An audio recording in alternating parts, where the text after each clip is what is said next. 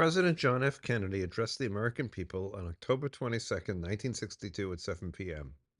He announced a quarantine of Cuba to stop the Soviets from bringing additional nuclear missiles to Cuba.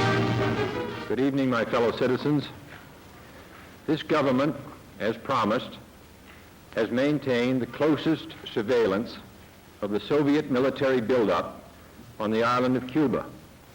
Within the past week, unmistakable evidence has established the fact that a series of offensive missile sites is now in preparation on that imprisoned island. The purpose of these bases can be none other than to provide a nuclear strike capability against the Western Hemisphere.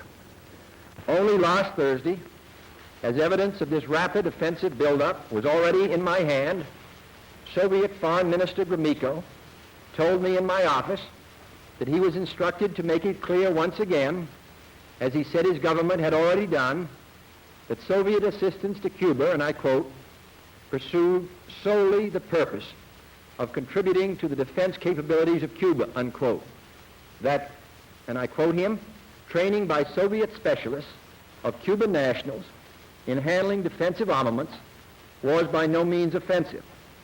And that if it were otherwise, Mr. Gromyko went on, the Soviet government would never become involved in rendering such assistance, unquote. That statement also was false.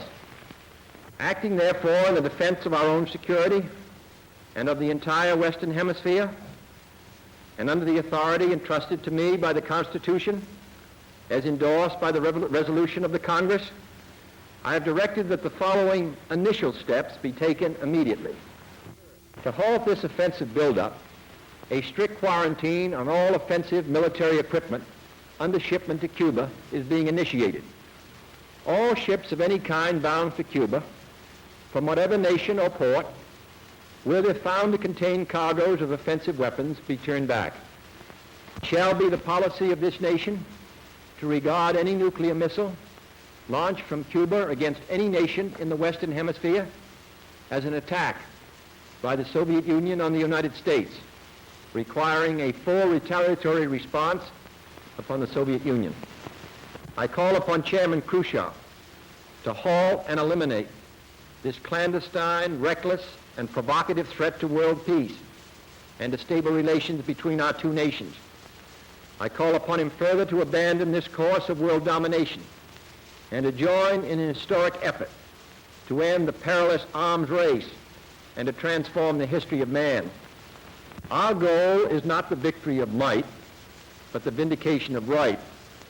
Not peace at the expense of freedom, but both peace and freedom here in this hemisphere, and we hope around the world. God willing, that goal will be achieved.